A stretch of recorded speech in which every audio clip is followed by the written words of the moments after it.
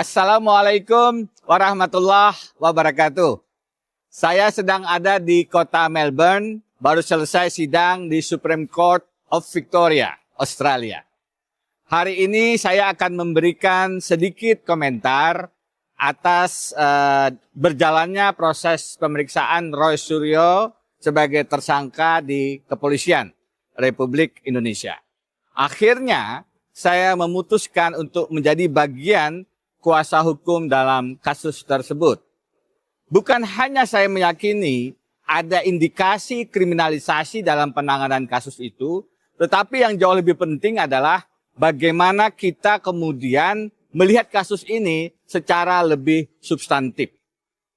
Ini bukan hanya persoalan. Download Tribun X sekarang, menghadirkan lokal menjadi Indonesia.